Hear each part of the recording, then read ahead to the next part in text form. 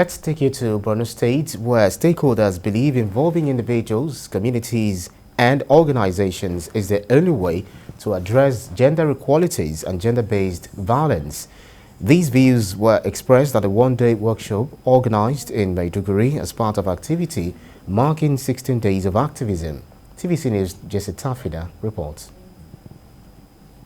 The increasing cases of gender-based violence in the country is now of concern to citizens. Worrying is the fact that perpetrators of such heinous acts most times get away with these crimes without being punished. You see, the aspect of gender-based violence is an issue that, or let me call it also a pandemic, that the world is suffering from. Because there are different ways that we can cope this. Because first of all, it comes from the individual. And also the second aspect is the community. And then the third aspect is also the government.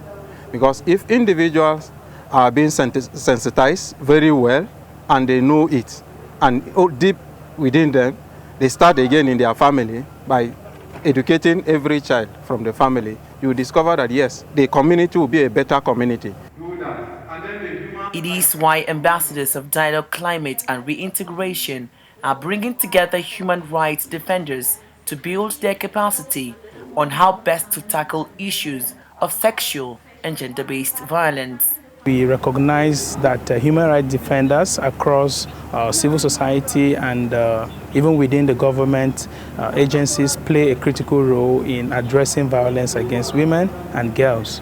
And that's why we are holding this training to see how we could support their capacity so that they can give more effective services, supported by the Women's Peace and Humanitarian Fund and the European Union Spotlight Initiative on ending violence against women.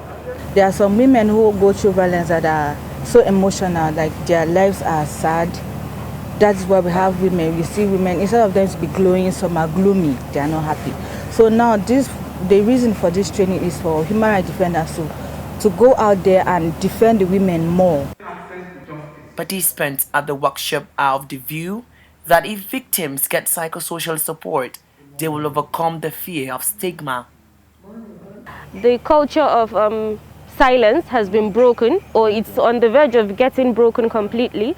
And so it's one thing for us to enact policies and it's another thing for us to actually implement them and make sure that they're being followed and perpetrators are actually being punished according to the implemented laws. As issues of gender-based violence continues to eat deep into the society, everyone has a role to play in advocating for more policies and laws to protect vulnerable persons and bringing perpetrators to book.